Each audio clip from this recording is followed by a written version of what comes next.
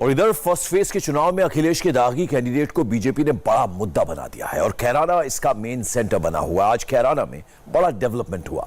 Jail में बंद नाहिद हसन की बहन इकरा ने भी आज नामांकन भर दिया।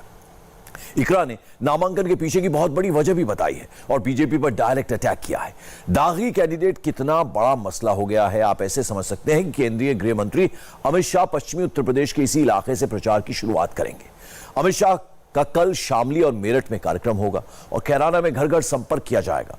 लेकिन दागी कैंडिडेट कितना बड़ा फैक्टर है इसे समझने के लिए रिपोर्ट देखिए। नाहिद हसन 17 मुकदमे, असलम चौधरी 27 मुकदमे,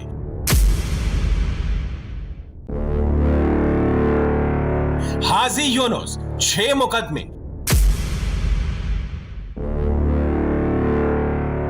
रफीक अंसारी 2 मुकदमे,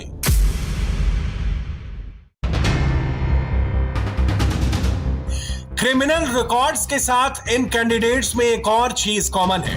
ये सभी समाजवादी पार्टी और आरएलडी गठबंधन के उम्मीदवार हैं। यानी मुकदमे की लंबी लिस्ट गठबंधन में टिकट मिलने की गारंटी है। अखिलेश यादव और जयंत के यही दागी अब योगी के टारगेट पर है। चुनाव की सुगबुगाहट हुई।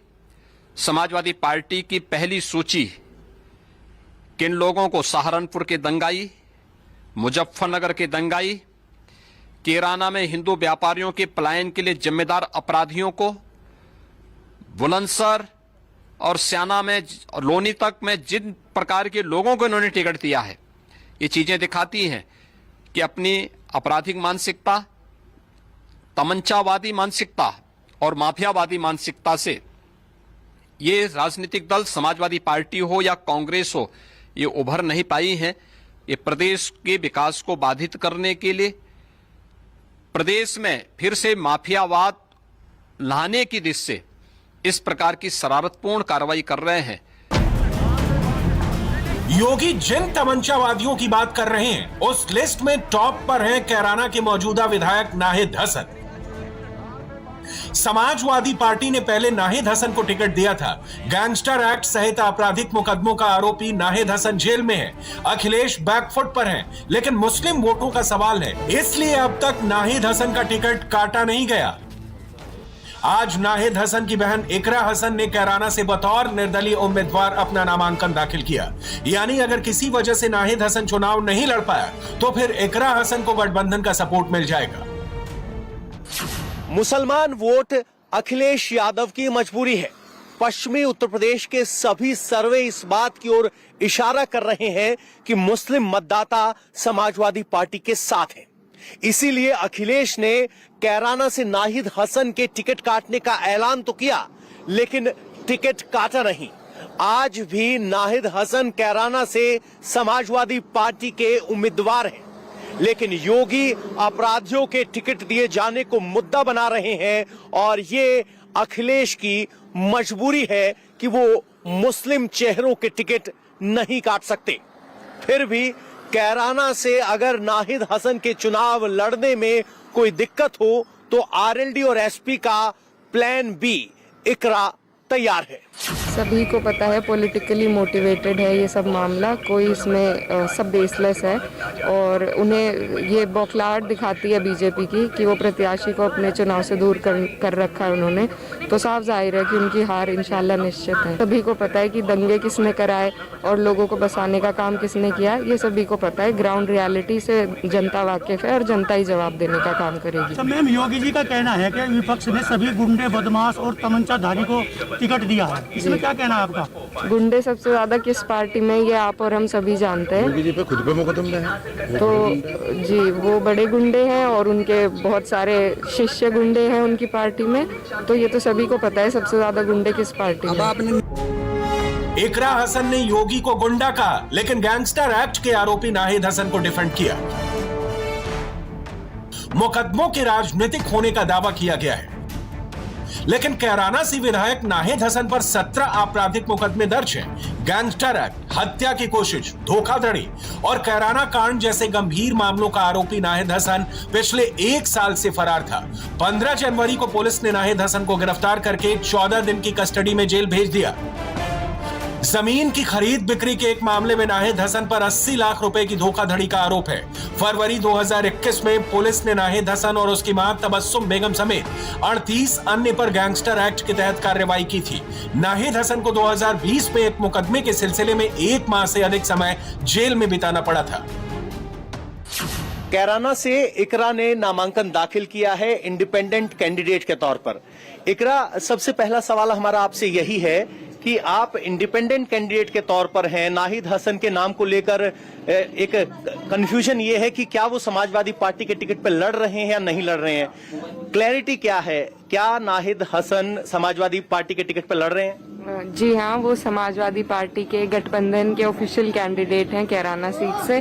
मैंने आज इंडिपेंडेंट कैंडिडेट के तौर पे नॉमिनेशन फाइल की है। तो क्या एक अखिलेश यादव ने एक प्रेस कॉन्फ्रेंस में कहा था कि उनके परिवार से जिसके ऊपर कोई क्रिमिनल केस ना हो उसको लड़ाएंगे, तो क्या आप नाहिद हसन की कवरिंग कैंडिडेट भी के तौर पे भी आपने नाम भरा था या वो बात सच नहीं? कवरिंग कैंडिडेट तो नहीं, प्रिकॉशनरी स्टेप है ये हमारी तरफ से, क्योंकि हमें सरकार पे भरोसा नहीं है।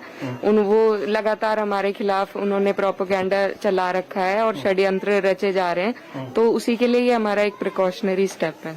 अच्छा, आपको किस बात का डर था कि क्या नाहिद हसन का नामांकन रद्द हो सकता है, इस तरह का कोई डर था? जी बिल्कुल, उन पे ये फर्जी मुकदमे लगाए गए पहले, मेरी माताजी पे भी, मेरे भाई पे भी, तो वो साफ दर्शाता है कि वो लोग डरे हुए हैं, बौखलाए हुए हैं बीजेपी वाले, और मेरे भाई को जेल में भेजने का, उन्हें चुनाव से दूर करने का भी यही मकसद है उनका, क्योंकि उन्हें साफ दिख रहा है कि वो हार रहे हैं। तो उसी के लिए वो ये भी कोशिश करेंगे, सरकार उनकी है, सारे प्रशासन उनका है, तो वो हर हद तक जा सकते हैं। इकरा एक बहन के तौर पर, नाहिद हसन की बहन के तौर पर, तबस्सुम हसन की बेटी के तौर पर मैदान में है, या इकरा एक इंडिविजुअल जो लंदन से पढ़ के आई है, पढ़ी लिखी है, एक क्लीन स्लेट के साथ राजनीति की शुरुआत कर रही है, उसके तौर पर राजनीति? मैं अपनी इंडिविजुअलिटी तो उतार नहीं सकती। I can have multiple identities, so I am also an individual person, and in my own capacity and in the capacity of his sister I will campaign. एक सवाल ये कि आज योगी आदित्यनाथ ने एक ट्वीट किया, कहा कि अपराधियों को टिकट दिया जा रहा है। लगातार बीजेपी इस बात को लेकर आरोप लगा रही है, अखिलेश यादव तक को भी बैकफुट पे आना पड़ा। आपका क्या कहना है, क्योंकि जिन अपराधियों का नाम लेती है बीजेपी, सबसे ऊपर नाहिद हसन का नाम लेती है। ये जो अपराधी कह रहे हैं, ये खुद के गिरेबान में पहले झांके कि इनकी कितनी क्लीन स्लेट इनकी अपनी है, और सभी को पता है कि ये मुकदमे इन्होंने फर्जी चला रखे हैं। खासकर मैं कहूंगी एक कम्युनिटी पे स्पेसिफिकली दे हैव टारगेटेड, और उसी में नाहिद हसन भी आते हैं। उन पे कोई मुकदमे, सब मुकदमे फैक्टलेस, बेसलेस हैं, इनके कोई वो नहीं है, लेकिन इन्होंने अपनी सरकार का जोर चलाते हुए, सब प्रशासन इन्हीं का है, तो उसके तहत इन्होंने मुकदमे लगाए हैं, तो इसमें कोई सच्चाई नहीं। 2016 के कैराना कांड में भी नाहिद हसन का नाम आया था। बीजेपी का आरोप है कि इसने हिंदू कारोबारियों को खूब सताया, जिसकी वजह से हिंदुओं ने कैराना छोड़ दिया। आरोपी नाहिद के लिए इकरा हसन कैराना में डोर टू डोर कैंपेन कर रही हैं। कैराना में पलायन मुद्दे को लेकर योगी आदित्यनाथ भी यहां आए थे, पिछले चुनाव में मुद्दा था, कल अमित शाह भी यहां आ रहे हैं। तो कैराना को पलायन का पोस्टर बनाया गया और उसके लिए कहा गया कि यहाँ की कानून व्यवस्था के लिए स्थानीय नेता जिम्मेदार थे, जिसमें आपके परिवार की तरफ इशारा है। क्या कहेंगे?